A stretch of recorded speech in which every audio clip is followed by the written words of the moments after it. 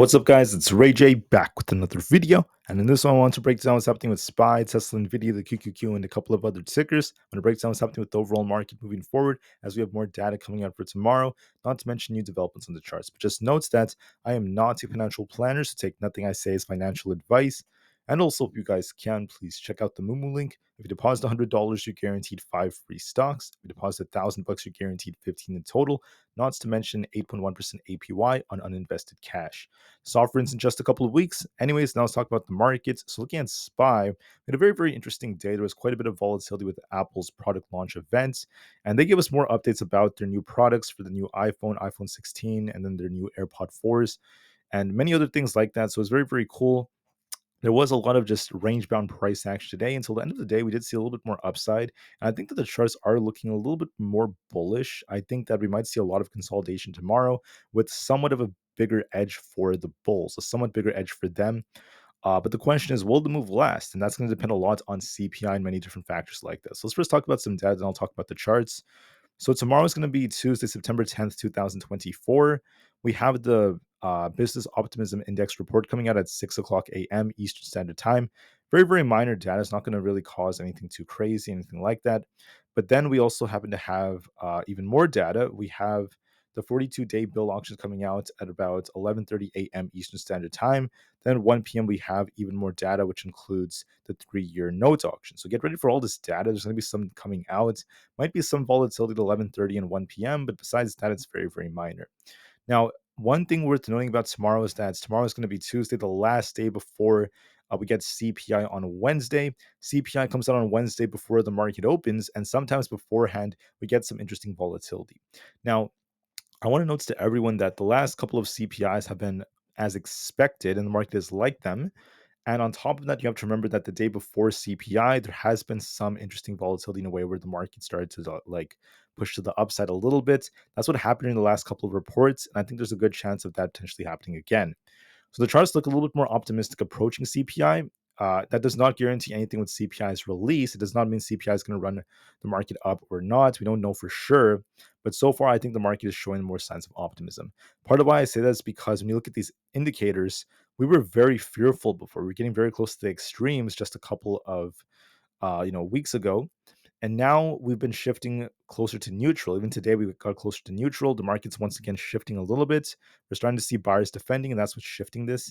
Momentum has been fearful, but we're getting very close to our key support. Now we're seeing the S&P 500 bouncing just a little bit. And then for another couple of factors, extreme fear is making up the put and call option ratio. The 5-day average put to call ratio is going up a little bit as we're seeing more puts being bought. But the question is, are the market makers going to squeeze shorts and cause an opposite reaction? That is what tends to happen when we start to see this reach extremes. We're extremely fearful. A lot of puts and shorts are piling in. Are they about to get squeezed tomorrow and beyond? We'll have to wait and see. The volatility on the VIX is once again dipping a little bit. This is shifting to neutral, so we'll see how that goes. Now, the market is debating. It's debating between what the Fed is going to do. Before, it was thinking we're going to most likely get a 50 basis point cut. Now, the market is thinking that there's a 70% chance we get a 25 basis point cut and about a 30% chance we get a 50 basis point cut. So this is all over the place. I think it's going to continue to shift back and forth. So this bar is going to go up a little bit. This one will go down. It's just going to go back and forth until we get CPI and other factors like that. So right now, the most important thing is we're expecting a cut in September. And about a week from now, we're expecting that cut. So we will see if the Fed gives that. Most likely they will, but the question is to what extent. We'll have to wait and see. CPI is going to give us more insights on that. So if the CPI report is very low, the market may be thinking that, hey, maybe we're going to get a 50 basis point cut. If CPI is closer to expectations, it may lean towards 25 basis points. So we will have to wait and see. So that's going to be a very important factor about CPI. It'll help dictate the Fed's policies. So what I am thinking is that there's going to be a lot of chop tomorrow. I think that's going to most likely happen, but there might be some more upside coming because SPY managed to close above. Well, it didn't close, but it's currently above our 200 EMA on the 4-hour time frame, which gives us some potential. Now, the daily chart is looking a little bit more in favor of bulls if we could try to hold above 547. So there is some potential at this very key resistance level. So in my personal opinion, I think what's happening is SPY is gaining some momentum, and we closed in the upper end of our range. So SPY had this range that was developing today after Apple's event, and we were going back and forth pretty much for the entire day. See how we had this range? Well, we ended up closing right at the upper end of it, which is typically a good sign. So if we had turned bearish, you want to see this thing lose 542 or at least close below 544 at the very least.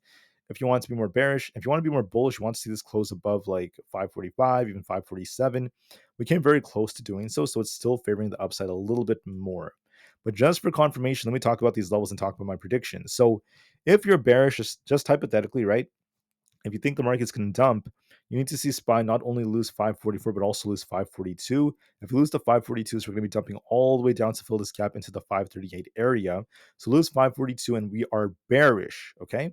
If we break 547, this high up here, I think we're going to be squeezing up to 550 plus. I think 550 is coming if we break past 547. Now, those are going to be your very, very important levels. What do I think is going to happen? I wouldn't be surprised if we start off a little bit lower and then we make an attempt to push. We might see a lot of consolidation in the morning, but later on, I wouldn't be surprised if we try to push a little bit higher to form an imbalance fill up here. I lean a little bit more in that favor because the first thing is we're riding this trend line upwards very, very nicely on SPY. Like right here, we're holding this very, very well. And then on top of this, I just want to say that if you look at the last couple of CPIs, okay, the market pushed approaching CPI in anticipation of a good report because there's a saying that goes, someone always knows something, and the market tends to be more optimistic about events like these. Considering the fact that the last couple of CPIs were all aligned with expectations, there's a good chance the market might be more optimistic and we might see a decent move. So that's the reason why I think what's going to happen tomorrow is we kind of consolidate in the morning, and then near the end of the day, we might see a push try to get to that 550 area, as long as we hold above 545. We could dip to 545, consolidate for a bit between 545 and 547, then eventually push up higher. That's the direction I am leaning in. But just to be safe, always watch your levels for confirmation because I can't predict everything that happens. I can't predict every headline. So always be prepared for anything, but just know that that's what I am predicting. Upside is looking a little bit more imminent. For Bitcoin, we pushed quite a bit. We're actually forming a very, very nice looking cup structure. We have the support to watch for at 57,000, and we have resistance around this 58,000 area. I wouldn't be surprised if we dip towards this 56,500 zone and try to rebound and eventually try to push up higher for that 58,000 target. I think that Bitcoin's gaining some steam. It looks a little bit more bullish. We might dip a little bit first to get a backtest of our 20 EMA before it tries to continue to go higher. And I'm seeing a lot of optimism with the next reports. For ES, for those who are interested in futures, ES is building some steam right now. It's actually forming a nice looking structure. So what's good about ES is we're actually holding above our key EMAs in the 30 minutes time frame. However, we haven't broken our 200 EMA just yet. So if we lose, hypothetically, 54.63, we lean a little bit more bearish. We could be dipping to these lows all over again. If we break the high of the day, if we break this 54.90 area, I think ES could be pushing for 5,500 flat towards the 200 EMA. And if that breaks, we're going up to about 55.15. That's going to be this imbalance fill up here. So I think we could try to fill this imbalance to form a very, very nice looking cup. But I presume what's going to likely happen is we dip a little bit in the morning, consolidate in this range for some time, then we might look for a push tomorrow to fill this imbalance to form a nice cup. Like I said before, approaching CPI, the last couple of reports, the market has been more bullish, trying to push up a little bit higher. The last time CPI came out, that happened, and even the time before that. So there's a good chance there might be a lot of optimism for tomorrow, in my personal opinion. For Tesla, actually, let me do Nvidia then Tesla. For Nvidia first, then I'll talk about Tesla after that.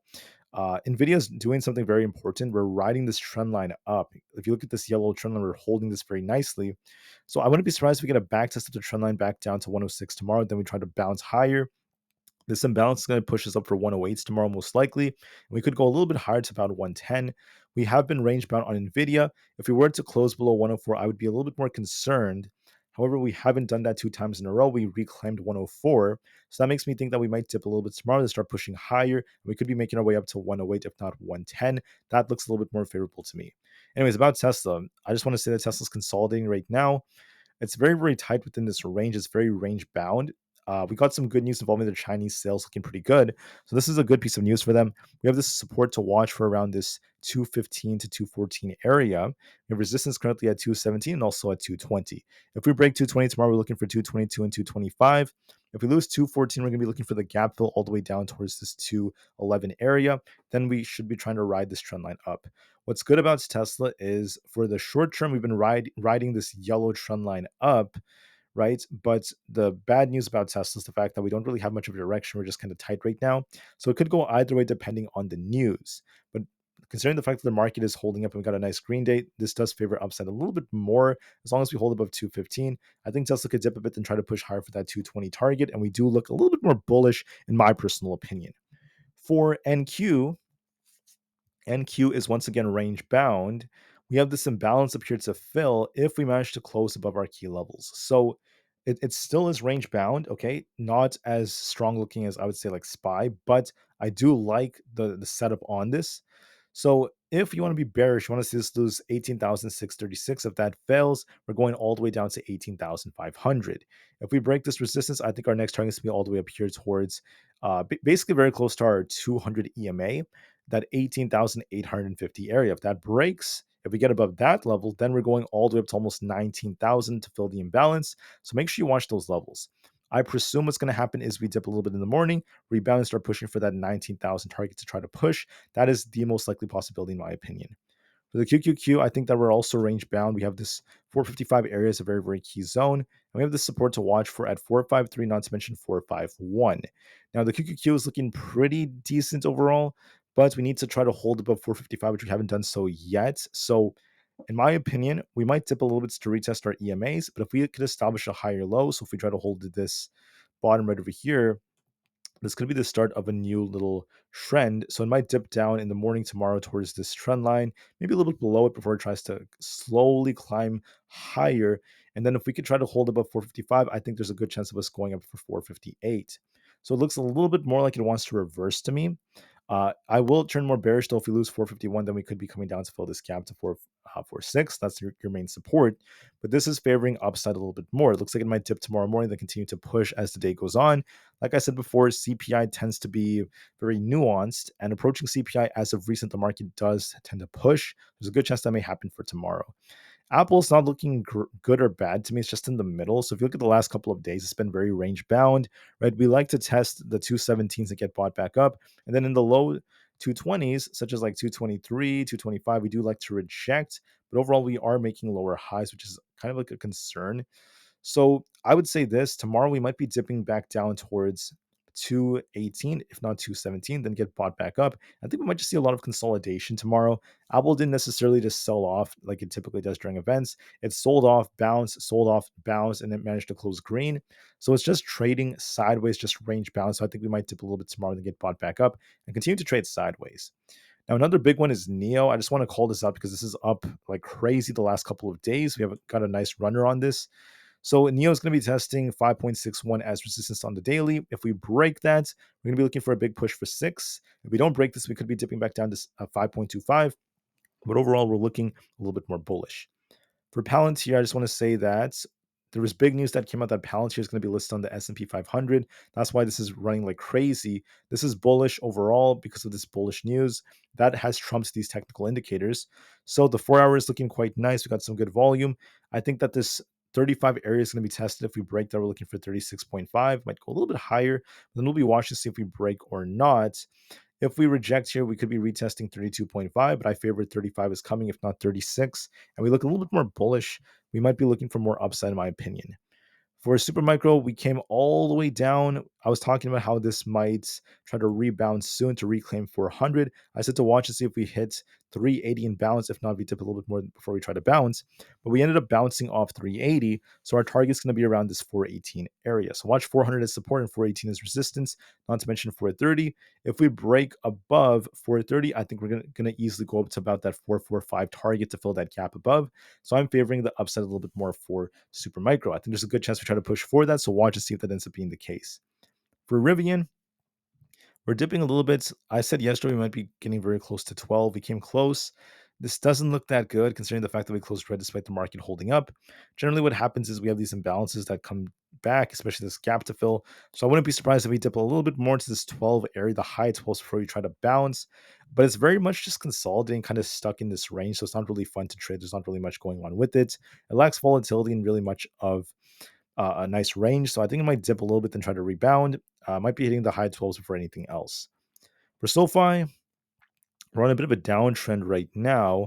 We have this resistance to watch for around the 7.18 area, not to mention 7.27. We have support at 7 flats. If we lose that, we're going to be dipping all the way down towards about 6.7. So I think what's going to happen is So far, I wouldn't be surprised if we try to retest our support.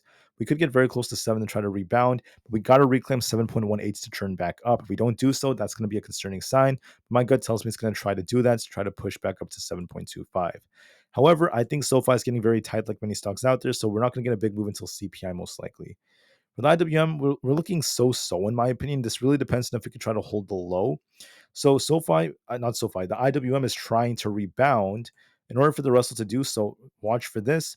We might dip a little bit tomorrow like this, but if we could hold 208, what's happening is we had this low established here, and then we could be establishing a temporary rebound. If the low holds, we could be looking for a pushback up to 212 just like this. If we end up dipping lower and we fell at 208, we could be coming back down to the low over here. We'll have to see on that, but I have a feeling it's going to try to rebound a bit. The 4 hours looking a little bit more promising. It might dip a little bit more and then might try to bounce after that. But it depends if we could try to establish a higher low compared to the ultimate low. So we'll see if that ends up being the case. For AMD, we're looking pretty good. I was talking about this resistance that we had at this trend line, right? And we're trying to break through this. So if we lose 136, that's going to be concerning. We could be coming down to fill the gap towards 134. If we break past 139, we're looking for 142. I presume the most likely case is the 4 hour is going to be trumping these resistance levels. And I think that we might be testing 139 tomorrow, which if we break, we're looking for 142.68 for a little bit of a bounce. I think Nvidia is leading the way, and this might try to do so. ARM is following the trend as well. Because we're looking kind of weak, we actually bounced off 115. So we did dip a little bit more before trying to get that bounce. So in my personal opinion, I think that with this gap up and bounce, if we were to lose 123, we're looking for a drop to 120. If we hold above 125, we're looking for a push this imbalance to 130. If 125 holds, we're looking for 130. We look pretty good on the 4 hour time frame. Despite this bearish structure, I think there's going to be a temporary rebound. Now, just know that every time we hit our 200 EMA, we did reject off this many times. So this might be on its way to at least 130 plus if we hold 125 and eventually 133. So I think there's a little bit more upside potential. We'll see how it goes from there. For Coinbase, there's a little bit of life and a little bit of potential in this if we could hold our trend line. As long as this trend line holds, I think we could be on our way for 160. If we lose this, we're going to be dipping down to 155, followed by this gap fill to about 148. This looks a little bit more bullish to me. Amazon is showing some life. Now, even though we had kind of like an inverse cup and handle like structure, I'm not going to focus on that. Now I'm just going to focus on the range. We came down to our support area, then got bought back up. So if we lose 174, we're going to be dumping towards 172. If you hold that, we could be pushed for 178. I am favoring 178 for a push all the way up there. For Meta, we're just completely range bound right now. We basically have 506 as resistance and 500 as support. If we lose 504, we're looking for that gap fill. If we break past 506, we're looking for a push. I think we may just consolidate and maybe push a little bit higher later on for 508. So we'll see how it goes. For Microsoft is trying to push a little bit higher. If we hold above 407, I think that we're going to be looking for 410 plus. If we reject here, we could be dipping back down to 402, but I'm favoring a push for 410. Looks a little bit more bullish to me. For Google, we're going to be dipping a little bit. We could be testing 148. If we lose that, we could be looking for 145. And if we break past 150, we're looking for 152. Unfortunately, this is weak compared to the market, but we got to try to reclaim 150 to turn back up. Otherwise, we're at risk of dipping to 148 or lower. So we got to reclaim 150 tomorrow, or else we're at risk of dipping. Tomorrow is a big day for it. We'll see how it goes. DJT has been dipping quite a bit, but don't forget there's a big presidential debate coming up tomorrow. So if this is forming a double bottom, we'll see if we get a rebound right here. I think that if we could hold above 18.12 tomorrow, we're looking for a pushback up into the 19 area. If we end up losing that support, we could be coming down to fill the gap at 17. With CPI on the horizon, there's a very, very good chance this might try to rebound. So we'll see. The VIX is looking a little bit weaker now. It looks to me like it's going to be dipping to 18.88. If that fails us, we could be dipping even lower to about 17.45. So if the VIX does have a double top rejection and it does dip lower, this could be a sign that this is going to dip, and then this will have a big effect on implied volatility. So be careful with those options if you're holding a lot of them. You might see some unexpected moves in your premiums with a little price action from the S&P 500. So be careful because of the VIX dipping. The 10-year is going to make a big move depending on CPI. So is the dollar. I think everything's just waiting for that. So we'll see how it goes. But my anticipation is this. Approaching CPI tomorrow, I think the market's going to push a little bit higher. I think there's potential in these charts. So long as the levels I call out hold, there's a good chance we are favoring upside. However, things could change if we get a bad CPI or if something else happens on Wednesday. So we have to wait and see. I am not saying this move is going to last like 3 weeks or anything like that. I'm just talking about tomorrow specifically. So look for these levels to hold, look at the charts, and we'll see if the support holds for us to push a little bit higher. That is looking more probable in my personal opinion. With that being said, thank you all so much for listening. Have a great day. I'll see you guys tomorrow before the market opens to talk about some data as we get ready for CPI. Thank you for listening. CPI comes out on Wednesday, by the way. Tomorrow is just anticipation of CPI and just preparation. So do what you have to do, guys. I'll see you guys very soon, and peace out.